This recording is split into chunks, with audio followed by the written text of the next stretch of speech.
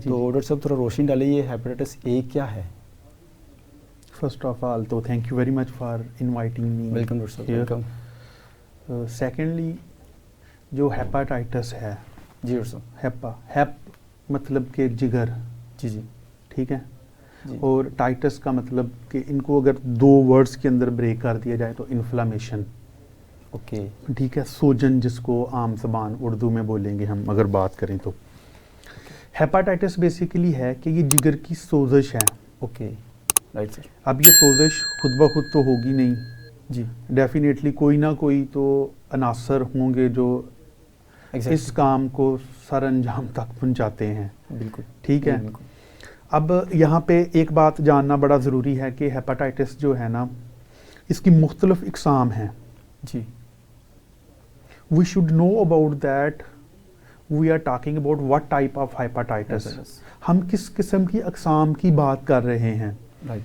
अब जो अगर इसकी अकसाम की बात की जाए तो हेपाटाइटिस ए है, हेपाटाइटिस बी है, हेपाटाइटिस सी डी ई, जी एग्जैक्टली 5 मेन स्ट्रेन्स हैं इसकी। Right right.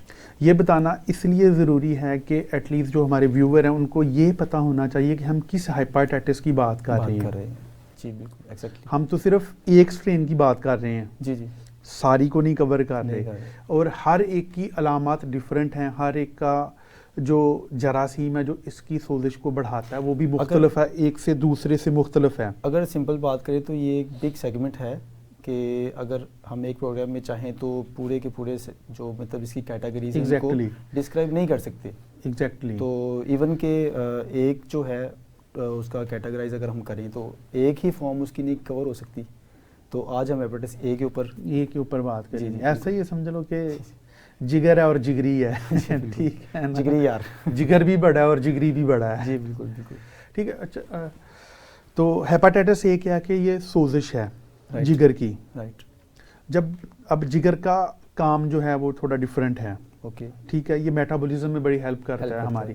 अगर इसका मतलब है कि ये बीमार है, ये हमारी बॉडी के अंदर बेशुमार प्रोटीन्स को प्रोड्यूस करता है। अगर ये बीमार है तो हमारी बॉडी के बेतहाशा काम रुक जाएंगे। Right right. ठीक है।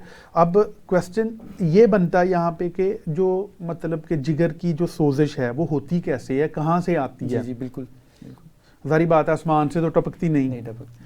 हम लोग ने कैसे लेकर अपने एनवायरनमेंट से ही लेनी है ना सारी की सारी चीज़ें। अब ये वायरस भी हमने अपने एनवायरनमेंट से लेना है।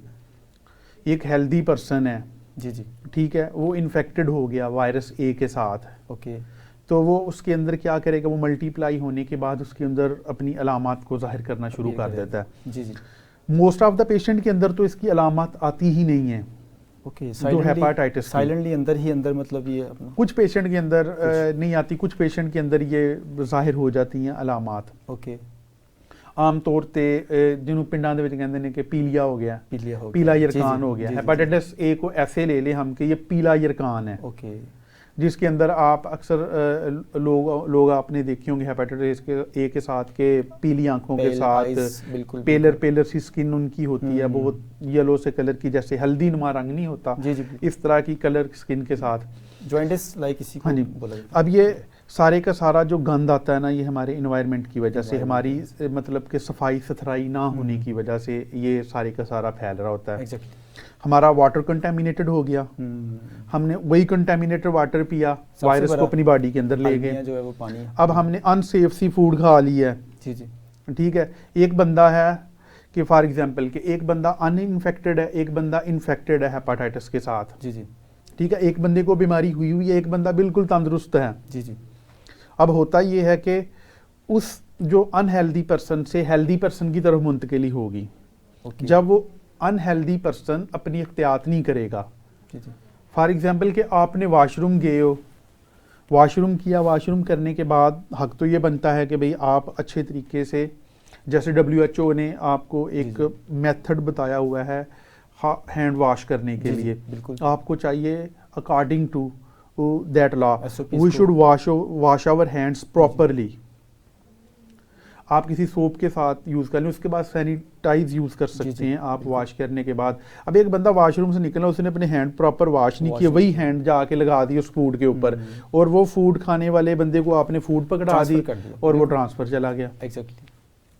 अब जो इसका जो वायरस का जो इंक्यूबेशन पीरियड है वो रहता है, वो 10 से 14 दिन के अंदर अंदर इसकी अलामात ज़ाहिर होना शुरू हो जाती हैं। ओके, ये मतलब 10 से 14 दिन के अंदर इसकी अलामात जो है वो अपीयर होती हैं, अपीयर होना शुरू हो जाती और हैं। सर इसका जो प्रॉपर ट्रीटमेंट और इसका टर्न्योर कितना होता है तकरीबन? जो दुरानिया है ना इसका, जी जी, वो भी तकरीबन इतना ही, ऑलमोस्ट 1 वीक टू 2 वीक्स के अंदर अंदर, जो कुछ में 10 to 14 डेज से 1 to 2 वीक्स मुख्तलिफ बुक्स के अंदर मुख्तलिफ है। मतलब पेशेंट रिकवर होना स्टार्ट, लेकिन एज ए प्रैक्टिशनर मतलब कि जो मैंने देखा है जी, वो यही है कि ये ऑलमोस्ट मतलब कि विद इन 14 डेज के अंदर ना रिकवरी की तरफ चला जाता है। okay. और इसकी रिकवरी से आपको लाइफ टाइम इम्यूनिटी भी मिल जाती है।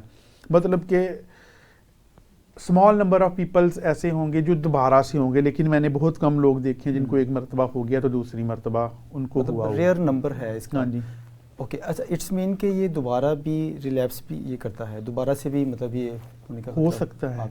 ओके ओके, तो ये आप बता रहे हैं कि रेयर सी एक जो है कम्युनिटी है, रेयर से नंबर है जिनको दोबारा से होता है, तो उसके पीछे अब ये एपिडेमिकली मतलब कि मुख्तलिफ ममालिक के अंदर इसका आउटब्रेक हो जाता है। जी जी, ठीक है ना, मुख्तलिफ ममालिक, ये नहीं कि सिर्फ हम लोग की जो पुअर कंट्री हैं, मतलब कि जिन इलाकों के अंदर इनकम बहुत कम है। जी जी, अब पाकिस्तान है, इधर जितने भी फॉर एग्जांपल कि कोई एक जॉब होल्डर है जी, या एक लेबर वर्कर है, जी जी, वो कितना को लेता होगा, डेली वेजेस क्या होंगे, बहुत कम ना होने के बराबर।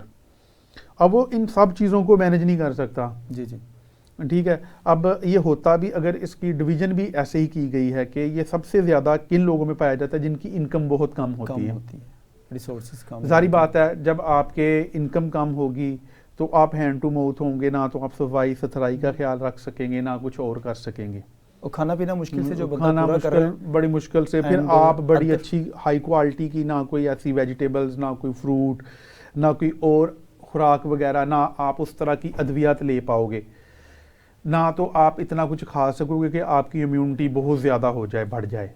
ओके, ये सारी चीज़ें आपकी इनकम के साथ चल रही हैं।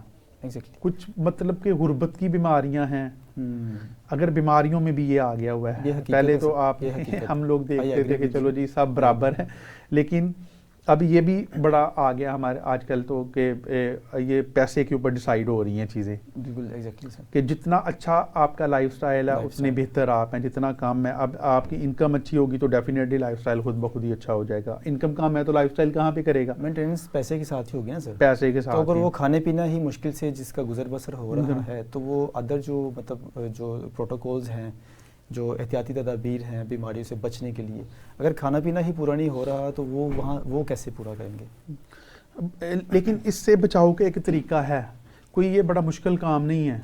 जी सर, ऐसा नहीं है कि जो ना करने वाला के लाजम नहीं है कि पैसे पे, लेकिन कुछ चीज़ें हम अपने तौर के ऊपर भी कर सकते हैं। एक होती है पर्सनल हाइजीन, जी जी, और एक होती है कि जो आपने अपनी गिरदोनवा के अंदर मतलब के करनी है। अगर हम लोग ये ख्याल, अपने आप को तो सारे साफ रख सकते हो, अपने आप को खुद को साफ रखने से आप कभी भी बीमारियों से बच नहीं सकते जब तक आप अपनी सोसाइटी को क्लीन नहीं करोगे। ये पॉइंट है, जब तक आप अपनी सोसाइटी को क्लीन नहीं करोगे, ये पढ़ी लिखी बात है कि आपने हर बंदे की जो इंडिविजुअल लेवल के ऊपर हर बंदे की सोच ये होनी चाहिए कि मैंने खुद भी बचना है, अपनी सोसाइटी को भी बचाना है। और हमारे यहाँ मतलब कि रफाई काम करने वाले लोग जो है ना वो ज़्यादा होने चाहिए, ये सोच रखने वाले ही लोग ज़्यादा होने चाहिए। यार अगर जहाँ पे मैं अपने घर की सफाई कर रहा हूँ ना, तो मैंने अपने मोहल्ले को अपने घर तक, दूसरा बंदा भी यही सोचे, तीसरा भी यही सोचे, हमने अपनी वेस्टेज को कहाँ पे वेस्ट करना है, हमने जो गंदा पानी है, जो कंटामिनेटेड वाटर है, उसको कहाँ पे जाके वेस्ट करना है, हम हमारे घर के आगे से जो एक नाली वगैरह गुजर रही है या ड्रेनेज पाइप है, उसको कैसे उसकी सफाई करनी है। अगर ये सारे काम करते हैं तो आई अश्योर यू के आप बेशुमार बीमारियों से बच सकते हैं। सर इट्स टीम वर्क, हम अगर सादा अल्फाज में बोलें, हर बंदा अपना अपना ड्यूटी पे करे, अपना अपना रोल पे करे, अपने दरवाजे के बाहर ही हर बंदा सफाई करना शुरू, तो घरों के साथ घर है ना, तो पूरी गली भी साफ हो जाएगी, और एक एक गली साफ होते होते पूरा मोहल्ला, फिर पूरा शहर भी। अब देखो ना, इस बीमारी का रूट ही ये है। जी जी, गंदगी से आनी है, गंदगी से। अब जो मेडिकल के अंदर हम लोग बोलते हैं, इसको कहते हैं कि faeco oral route. Okay, faeco oral, right. Faeco oral route के जरिए ये मतलब कि पास कर जाती है एक बंदे से दूसरे, दूसरे से तीसरे, तीसरे से, ये यही है कि जैसे मैंने स्टार्टिंग के अंदर बता दिया आपको कि यार आप अगर वॉशरूम वगैरह करने जा रहे हो, ठीक है ना, आपको चाहिए कि जब बाहर निकलो तो अच्छे तरीके से मतलब कि अपने हैंड वगैरह वॉश करो। तो क्या डॉक्टर साहब आप समझते हैं कि इज इट अ फिट आप बाहर निकलते हो तो आप फूड को भी कंटेमिनेट कर सकते हो, जैसे सारी बात है मुंह के साथ खानी तो है ना। फिर इसका सेक्स से रिलेटेड लिंक है। जी सर, मैं यही पूछना चाह रहा था, क्या ये आपने भी ट्रांसमिटेड जो इसका एक वे है वो आपने डिस्कस किया है, तो मैं यही पूछना चाह रहा था क्या सेक्सुअल ट्रांसमिटेड भी इसकी कोई ऑप्शन है? जी जी एग्जैक्टली है इसका बड़ा मतलब कि अच्छा लिंक है, एसोसिएशन है इसकी सेक्स के साथ। अब जो आपने नॉर्मली आपने गेज के अंदर भी बहुत ज़्यादा देखी होगी, जो मैन टू मैन सेक्स करते हैं या फिर ओरल सेक्स वगैरह करते हैं, तो इनके अंदर अमूमली ये ज़्यादातर ये वाली वायरस पाया जाता है, ये उनके अंदर ज़्यादा ट्रांसमिट कर जाती है ये वाली बीमारी। अच्छा डॉक्टर साहब, अलामात का भी अभी आपने जिक्र किया था कुछ टाइम पहले, तो 10 to 14 डेज़ में आपने बताया था कि अलामात इसकी अपीयर होती हैं। तो डॉक्टर साहब अलामात किस किस्म की अपीयर होती हैं? अगर किसी एक पेशेंट, जैसे कि अभी आप बता रहे थे कि बाज़ पेशेंट्स में इसका पता नहीं चलता अचानक से, तो अगर किसी पेशेंट को ये साइलेंटली अंदर ही अंदर अपने शिकंजे में ले रहा है, उसके ऊपर असरअंदाज हो रहा है, तो किस किस्म की अलामात उस पेशेंट को अपीयर हों तो वो उसको सस्पेक्टिव हो इस चीज़ के ऊपर कि मैं खुदा न खासा उस तरफ तो नहीं जा रहा है हेपेटाइटिस ए? क्या देखो जो है ना, ये भी एज वाइज है। अब जो बच्चों के अंदर तो सम टाइम इसकी अलामात ही नहीं आती। बच्चों के अंदर कोई अलामात नहीं इसकी आ रही होती। अगर बात करें बड़ों की, तो बड़ों के अंदर आपने देखा है कि नॉर्मली तो पर्सन जो है ना वो बिल्कुल नॉर्मल लाइफ गुजार रहा था, सडनली आप देखोगे कि आपने देखा कि वेरी नेक्स्ट डे के जी उस बंदे की आंखें बड़ी पिलपिलाहट, स्किन बड़ी पिलपिलाहट है, सडनली वॉमिटिंग होना शुरू हो गया, पेट में दर्द होना शुरू हो गया, फीवर आना शुरू हो गया, बुखार का आना, ठीक है, आंखों का पिलपिलाहट वाला, स्किन का पिलपिलाहट हो जाना, पीलापन आ जाना स्किन के अंदर, आपका स्टमक डिस्टर्ब होता है तो उल्टी वगैरह आती है, आपको पेट में मुसलसल दर्द का रहना, ये इसकी अलामात हैं बेसिकली। सम टाइम कुछ लोगों के अंदर मोशन वगैरह भी लग जाते हैं, डायरिया हो जाता है, कोई इसकी स्पेसिफिक अलामात कोई नहीं है। राइट। तो इनकी जो बचाव की जो प्रोफेक्टिव जो है प्रोटोकॉल्स, एहतियाती तदाबीर, इससे बचना कैसे मुमकिन है? इसका सिर्फ एक ही है, सफाई सफाई सफाई, बस एक ही है। एक है, सफाई कैसे करनी है, सफाई रखनी कैसे है, सफाई करवानी कैसे है, अपने वाटर को कैसे सेव करना है, कैसे कंटेमिनेटेड होने से बचाना है। आपके पास प्रॉपर वेस्टेज का सिस्टम होना चाहिए, आपकी वाटर ट्रीटमेंट अच्छी, और ये काम गवर्नमेंट लेवल के ऊपर भी होना चाहिए कि जो बंदा आपको वाटर सप्लाई कर रहा है उसकी सेहत का भी ख्याल होना चाहिए, वो भी हेल्दी होना चाहिए, और जो वाटर आप जिस कंटेनर के अंदर लेके जा रहे हो वो भी मतलब कि कंटेमिनेटेड ना हो, आपने उसको भी महफूज करना है। और वाटर की ट्रीटमेंट भी करनी है कि उसको उस वाटर की जब आप ट्रीटमेंट करोगे, लोगों के घरों तक साफ पानी जाएगा, तो ऑटोमेटिकली आप बेशुमार बीमारियों से बच जाओगे। हेपेटाइटिस ए से कुछ प्रोफेक्टिव जो है वो प्रोटोकॉल्स अपना कर बच सकते हैं। उसमें जो स्पेसिफिकली बात की जा रही थी वो वाटर कंटेमिनेशन का जो इशू है वो हमारे मुल्क में बहुत ज़्यादा है। तो डॉक्टर साहब आप बात कर रहे थे कि वाटर जो है वो कंटेमिनेटेड होने की वजह से इसकी बहुत जो है एक वाइड रेंज लोगों की जो है मुतासर हो रही है। तो अब मज़ीद डॉक्टर साहब आप ये बताएं कि इसकी जो ट्रीटमेंट जो है सारे, उनमें ओरल के अलावा कोई वैक्सीनेशन, कोई इस तरह का भी कोई ट्रीटमेंट है? यार देखो, डेफिनेटली इसकी वैक्सीन तो है जी कि आप अगर ट्रैवल कर रहे हैं फॉर एग्जांपल के ऐसे एरिया में जाना चाह रहे हैं जी जहाँ पे ऑलरेडी इसका जो है आउटब्रेक हुआ है, तो you should have to take a vaccine. आपको वैक्सीन लेनी चाहिए, प्रॉपर वैक्सीन लेके आपको ट्रैवल वगैरह करना चाहिए। दूसरा, जहाँ तक अगर आपको हेपेटाइटिस हो गया है, इसकी वैसे तो कोई बीमार अद्वियात नहीं है, मतलब कि ये सेल्फ लिमिटिंग है। अगर आप ना भी मेडिसिन वगैरह कुछ भी ना लेंगे तो ये खुद ब खुद ही ठीक हो जाएगा। ये विद इन 14 डेज के अंदर, खुद ही मतलब 10 to 14 डेज के अंदर खुद ब खुद ही वायरस है वो खुद ब खुद ही बॉडी के अंदर से ख़त्म हो जाएगा। तो डॉक्टर साहब ये बात सच है कि ये हेपेटाइटिस हमारे अंदर ही मौजूद है? बाकी जो है मतलब कि पाकिस्तान में हम लोग मतलब कि इसको सिम्टोमेटिकली ट्रीट कर देते हैं, लेकिन इसकी कोई अपनी स्पेसिफिक अद्वियात नहीं है। अगर आप अद्वियात नहीं भी लेते, आप अपना मतलब कि सेहत का ख्याल रखते हैं, तो बड़े अच्छे तरीके से इससे निपटा जा सकता है। आपने करना क्या है, एक बंदा है उसको हेपेटाइटिस हो गया हुआ है, आप मेडिसिन ना भी लो, जी जी, आपने करना क्या है कि आप लिक्विड डाइट के ऊपर आ जाओ, ओके, ठीक है ना, प्लेंटी ऑफ वाटर इनटेक करो आप, जैसे ठीक गन्ने है, की रो फिर बहुत मीठी ज़्यादा- चीज़ें लेते हैं, एग्जैक्टली गन्ने की जैसे रो बहुत आप ज़्यादा गन्ने का रस शुगर जो के- है जी जी, वो आप उसको लो बड़ी अच्छी मकदार के अंदर हम्म। आप लो। समटाइम ऐसा होता है कि कुछ लोग कहते हैं जी मैं पीता हूँ लेकिन मुझे उल्टी आ जाती है, भाई आपने एक कहते हैं ना पंजाबी बच के डीकला के नहीं पीना है, थोड़ा थोड़ा सिप लेके मजे से पियो। वैसे गन्ने का रस बनाओ ही उतना सा, उसको रखना नहीं, उसको फिल फॉर पी लेना चाहिए। फ्रेश, अगर आप फिल ताज़ा। फॉर फ्रेश पियोगे तो आपको वॉमिट नहीं होगी। ओके, इसकी भी एक अपनी साइंस है, ओके, ठीक है, वो टॉपिक से हटके हो जाएगा, नहीं तो उसका भी पूरा मैकेनिज्म एक्सप्लेन कर देते हैं आपको। चलिए इंशाल्लाह फिर किसी को हाँ, दूसरा ये कि रस कोई भी ले लो आप। फ्रेश फ्रूट मैं तो अपने पेशेंट को कहना होना कि यार इन्ना क मिठा पी के चिपचिपा हो जा, ठीक है, तेनों हाथ भी लगे तो शीरा लगे शीरा लगे तू। वो ये कहने का मतलब ये है कि आपने अगर पानी भी लेना है तो आप उसके अंदर भी हल्का सा वो ग्लैक्सोस डी वगैरह जो डिब्बा वगैरह मिलता है उसमें एक आधा स्पून डाल के, तो वो आप फीका ना लें, वो मीठे करके ले लें। आप जूस कोई भी ले लें, चाहे किसी अच्छी बेकरी से ले लें, कोशिश करेंगे पहले तो फ्रेश जूस होने चाहिए। अगर आपकी पहुंच नहीं है इतनी, आपके पास मैसर नहीं, आपकी कुफ्ते खरीद इतनी अच्छी नहीं है, तो आप बेकरी के ले लें अगर फल वगैरह नहीं परचेज कर सकते, ठीक है। वैसे गन्ना तो आजकल तो आम है, तो आप वो तो लेके पी सकते हैं, वो तो कोई इतना एक्सपेंसिव है भी नहीं है। जी जी। बाकी जो भी फ्रूट आपको मैसर हो वो लेके आप उसका जूस निकालें, जूस पिए, फ्रेश जूस इज हाँ जी। बेस्ट।